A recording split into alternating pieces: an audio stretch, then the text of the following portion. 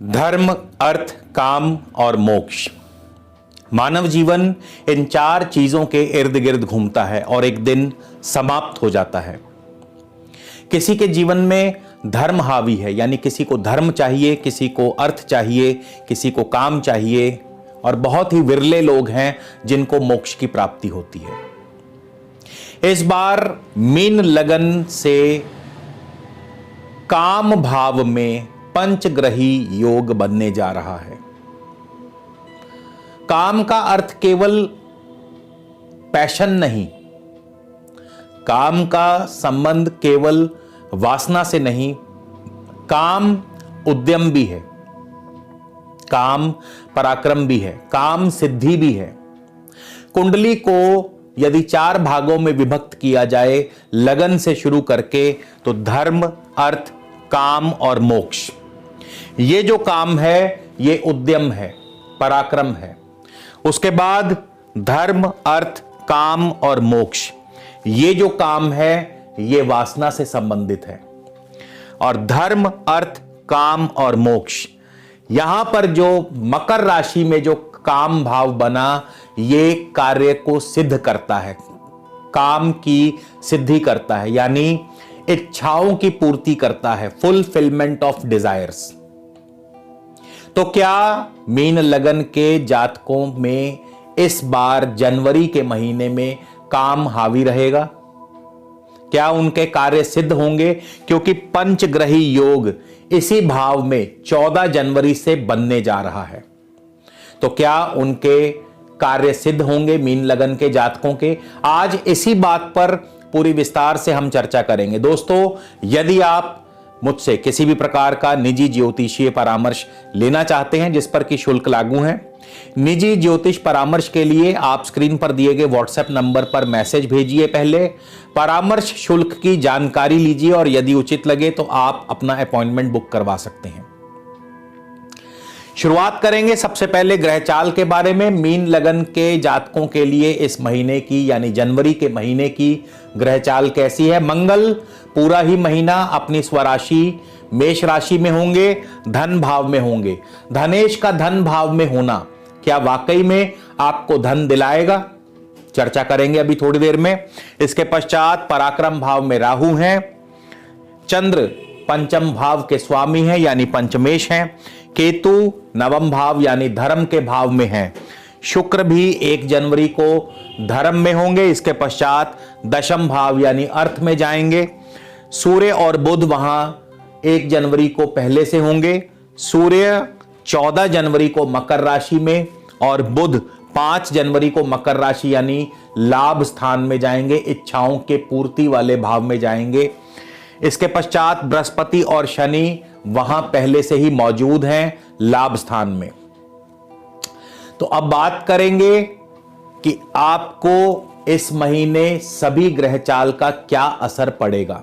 दोस्तों, ये जो राशिफल है, आपसे गुजारिश है कृपया केवल और केवल इसे लगन से देखा जाए और साथ में दशा अंतरदशा का ध्यान जरूर रखा जाए, क्योंकि यदि आपको दशा अंतरदशा का ज्ञान है और यदि आप दशा अंतरदशा के साथ तालमेल बिठा करके इस फलादेश को समझेंगे तो ये और भी ज्यादा सटीक आपको मालूम पड़ेगा।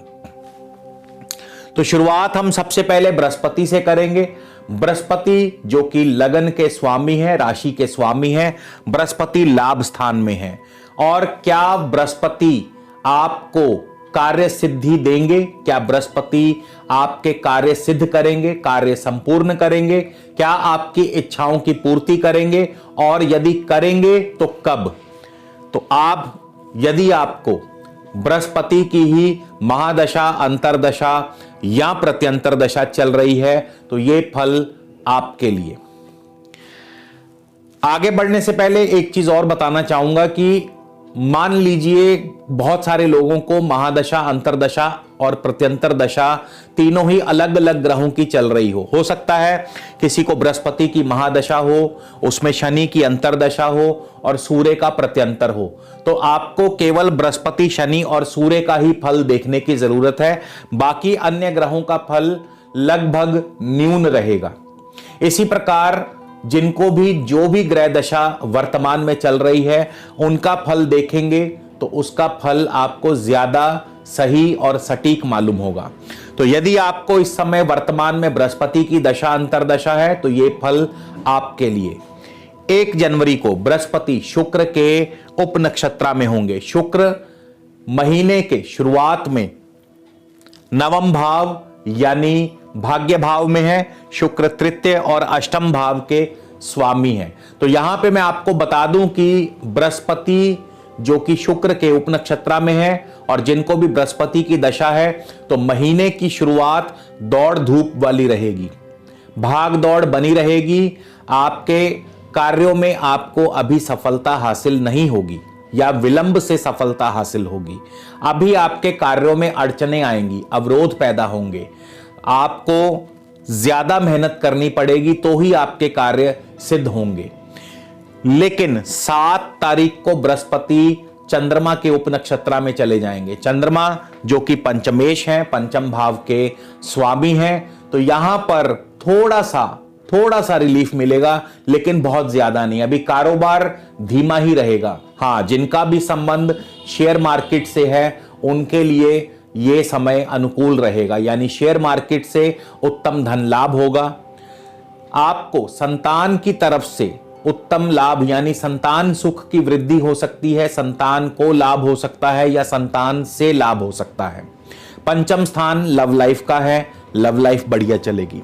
इसके पश्चात 12 जनवरी को बृहस्पति मंगल के उप नक्षत्रा में प्रवेश करेंगे। धनेश मंगल इस समय धन भाव में ही चल रहे हैं और मंगल जो हैं नवम भाव के स्वामी भी हैं। धार्मिक कार्यों में रुचि पैदा करते हैं, ईश्वर भक्ति में मन लगेगा। इसके साथ ही कारोबार से उत्तम धन लाभ भी होगा, यानी कि कारोबार बढ़िया चलेगा। नौकरी में भी आपका दबदबा कायम रहेगा, अच्छी इंक्रीमेंट, अच्छी कमीशन बनने के योग हैं। यात्रा आदि के योग भी बन सकते हैं। इंपोर्ट एक्सपोर्ट के कारोबार से भी आपको लाभ हो सकता है। इसके अलावा पिता के लिए भी ये समय तरक्की वाला रहेगा, पिता को भी लाभ व तरक्की हासिल होगी। इसके पश्चात 15 तारीख यानी 15 जनवरी को बृहस्पति राहु के उप नक्षत्रा में प्रवेश करेंगे। राहु आपके तृतीय स्थान में है, राहु शुक्र की राशि में है और शुक्र दशम भाव में, यानी अब यहां से आपके कार्य सिद्ध होने लगेंगे, कार्य बनने लगेंगे। अपनी कोशिशों से, अपने पराक्रम से, अपनी मेहनत से आपके कार्य सिद्ध होंगे। लेकिन साथ ही साथ व्यर्थ की भाग दौड़ भी साथ बनी रहेगी, दौड़ धूप भी बनी रहेगी। 24 जनवरी को बृहस्पति अपने ही स्व उप नक्षत्रा में प्रवेश करेंगे। बृहस्पति लाभ स्थान में है, बृहस्पति लग्नेश भी हैं और बृहस्पति दशम भाव के स्वामी भी है। तो यहां से आपके कार्य सिद्ध होने लगेंगे, यानी कि जिस समय की आपको उम्मीद थी, जिस समय का आपको इंतजार था कार्यों के सिद्ध होने का, वो समय आपका 24 जनवरी से शुरू होगा। उत्तम आर्थिक धन लाभ होगा, कारोबार में, नौकरी में लाभ होगा, लव लाइफ बढ़िया चलेगी। इसके अलावा आपको प्रमोशन आदि के योग बन सकते हैं। प्रत्येक कार्य में आपको सफलता मिलेगी, कोई ना कोई इच्छा आपकी अवश्य पूर्ण होगी, मित्रों से मेल मिलाप बना रहेगा। तो ये बृहस्पति की जिनको भी दशा अंतरदशा है, ये फल आपके लिए। अब हम बात करेंगे धनेश मंगल की, कि धन लाभ के स्वामी धनेश जो मंगल हैं वो आपको कैसा फल देंगे। तो यदि आपको इस समय वर्तमान में मंगल की ही दशा अंतरदशा है तो ये फल अब आपके लिए। मंगल 1 जनवरी को अश्वनी नक्षत्रा यानी केतु के नक्षत्रा में होंगे और केतु आपके नवम भाव में है। केतु मंगल की राशि में ही है और मंगल से दृष्ट भी हैं, तो जाहिर है आपको इंपोर्ट एक्सपोर्ट से अच्छा धन लाभ होगा, ईश्वर भक्ति में मन लगेगा, धार्मिक कार्यों से आपको लाभ होगा, सामाजिक कार्यों से आपको लाभ होगा, धार्मिक संस्थाओं से यदि आप जुड़े हैं तो वहां से आपको लाभ होगा। इसके अलावा आपको यात्राओं से लाभ होगा, शिक्षा के माध्यम से आपको लाभ होगा।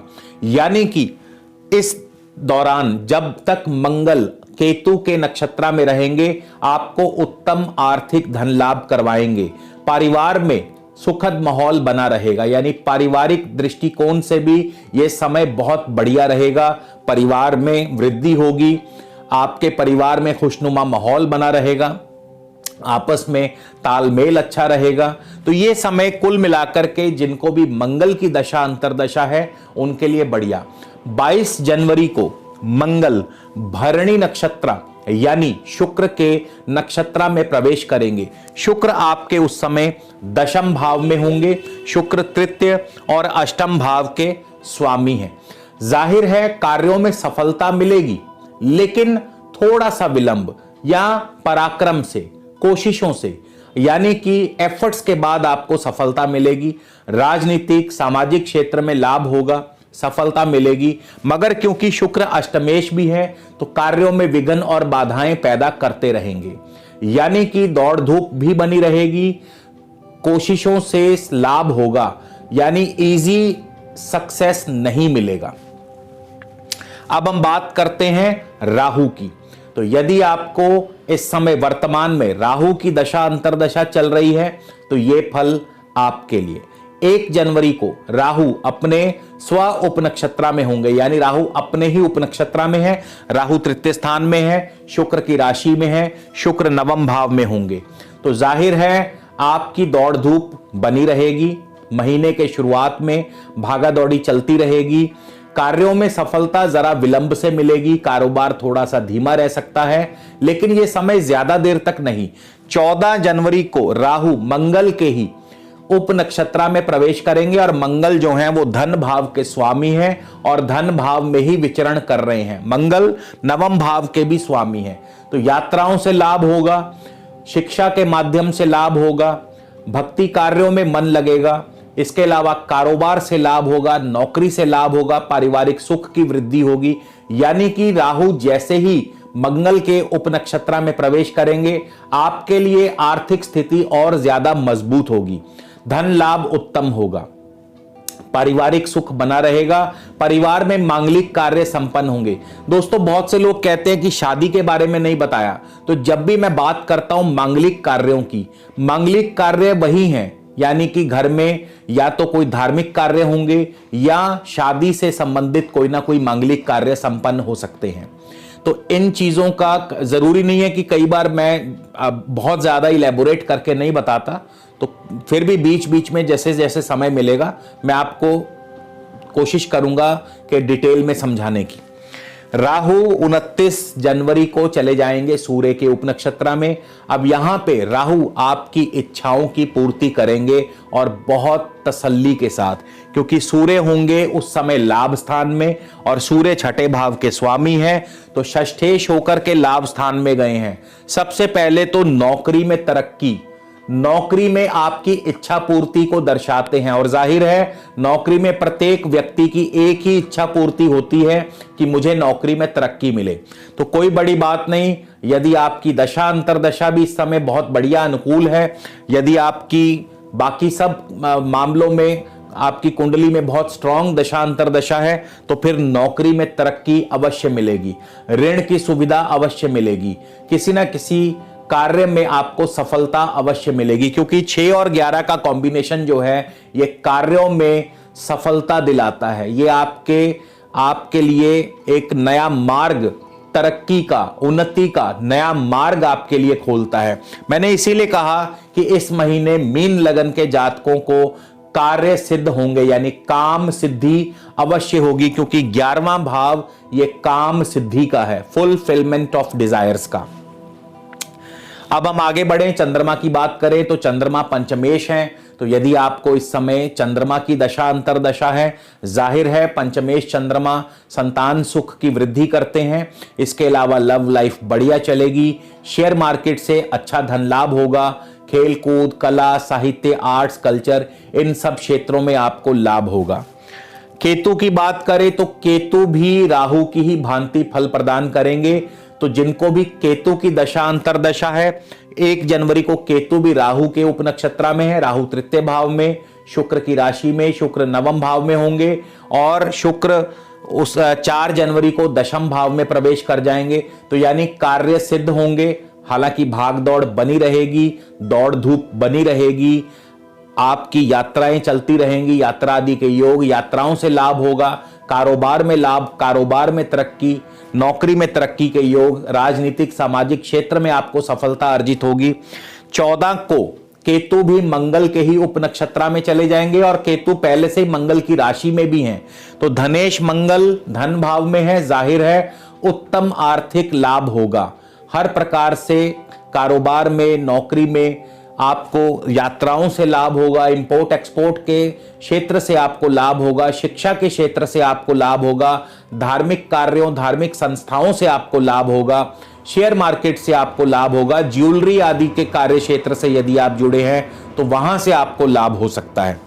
इसके बाद 29 को केतु चंद्रमा के उप नक्षत्रा में चले जाएंगे। चंद्रमा जो है पंचमेश है, पंचम भाव के स्वामी है, तो हालांकि कारोबार थोड़ा सा धीमा हो सकता है या लाभ अब उतना नहीं होगा, लेकिन जो लोग शेयर मार्केट से जुड़े हैं उनके लिए लाभ की स्थिति रहेगी, संतान सुख की वृद्धि होगी, तो इन सब क्षेत्रों से आपको लाभ होगा जिनको भी केतु की दशा अंतर्दशा। शुक्र की बात करें तो यदि आपको इस समय वर्तमान में शुक्र की दशा अंतर्दशा है तो देखते हैं कि क्या वाकई में शुक्र आपके कार्य सिद्ध करेंगे। तो 1 जनवरी को शुक्र ज्येष्ठा नक्षत्र यानी बुध के नक्षत्रा में होंगे।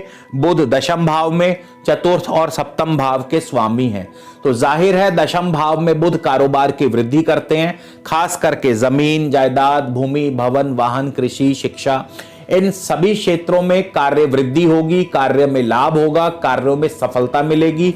और बुध सप्तमेश भी हैं, यानी कारोबार की बहुत बढ़िया तरीके से वृद्धि, कोई नया प्रोजेक्ट मिल सकता है, कोई नया कारोबार मिल सकता है। हालांकि पार्टनर के साथ थोड़ी सी अनबन या विरोधी आपको परेशानी दे सकते हैं। शुक्र 4 तारीख को यानी 4 जनवरी को मूल नक्षत्रा में होंगे, केतु के नक्षत्रा में होंगे। केतु नवम भाव में है, धनेश मंगल की राशि में है, तो जाहिर है केतु भी आपको शुभ फल ही प्रदान करेंगे। आर्थिक स्थिति बढ़िया रहेगी, मजबूत होगी, हर कार्य से आपको लाभ होगा, यात्राओं से लाभ होगा, धार्मिक कार्यों से लाभ होगा, पारिवारिक सुख की वृद्धि होगी। इसके बाद 14 जनवरी को शुक्र स्व नक्षत्रा यानी पूर्वाषाढ़ा नक्षत्रा में प्रवेश करेंगे। शुक्र आपके दशम भाव में तृतीय और अष्टम के भी स्वामी हैं। कार्य सिद्ध होंगे जरूर, लेकिन अभी विलंब से, यानी दौड़ धूप ज्यादा होगी और कार्यों में अवरोध या विलंब अवश्य होगा। लेकिन जैसे ही 25 जनवरी को शुक्र उत्तराषाढ़ा नक्षत्र यानी सूर्य के नक्षत्र में प्रवेश करेंगे, सूर्य आपके लाभ स्थान में छठे भाव के स्वामी, तो नौकरी में वृद्धि, नौकरी में प्रमोशन, नौकरी में सफलता, कार्यों में सफलता दिलाते हैं, बॉस प्रसन्न रहेंगे, समय पर टारगेट पूरे होंगे, ऋण की सुविधा दिलाते हैं। हालांकि छोटी मोटी स्वास्थ्य संबंधी परेशानी, लेकिन यहां पर 25 जनवरी के बाद से शुक्र जो हैं आपके कार्य सिद्ध करेंगे, यानी आपको प्रत्येक कार्य में सफलता अर्जित होगी। अब हम बात कर लें बुध की, तो बुध आपके दशम भाव में चल रहे हैं धनु राशि में, और 5 तारीख को ही बुध भी लाभ स्थान में चले जाएंगे। तो बुध आपको कैसा फल देंगे इस महीने, तो यदि आपको बुध की दशा अंतर्दशा है तो ये फल आपके लिए 1 तारीख को बुध होंगे उत्तराषाढ़ा नक्षत्र यानी सूर्य के नक्षत्र में। सूर्य दशम भाव में है, छठे भाव के स्वामी है। नौकरी में तरक्की, नौकरी में प्रमोशन, कारोबार में सफलता, हर प्रकार से आपको सफलता अर्जित होगी, कार्यों में भी, और बॉस प्रसन्न रहेंगे, समय पर टारगेट पूर्ण होंगे, राजनीतिक सामाजिक क्षेत्र में सफलता, ऋण की सुविधा, थोड़ा बहुत स्वास्थ्य का ध्यान रखें। लेकिन पारिवारिक जीवन उतना बढ़िया नहीं होगा, पार्टनर के साथ, खास करके जीवन साथी के साथ अनबन जरूर होगी। बुध 11 जनवरी को श्रवण नक्षत्र यानी चंद्र के नक्षत्र में प्रवेश करेंगे। चंद्रमा पंचमेश हैं, तो सबसे पहले जो जीवन साथी के साथ, पार्टनर के साथ अनबन है वो समाप्त होगी और आपस में दोबारा से प्रेम संबंध स्थापित होंगे। इसके अलावा लव लाइफ बढ़िया चलेगी, साथ ही साथ शेयर मार्केट से धन लाभ होगा, संतान सुख की वृद्धि या संतान से लाभ होगा। 19 तारीख को बुध धनिष्ठा नक्षत्र यानी मंगल के नक्षत्र में प्रवेश करेंगे। धनेश मंगल धन भाव में है, पारिवारिक सुख की वृद्धि करते हैं। परिवार में, कुटुंब में मांगलिक कार्य संपन्न होंगे, खुशी का माहौल रहेगा और इसके अलावा आर्थिक स्थिति भी ज्यादा मजबूत होगी।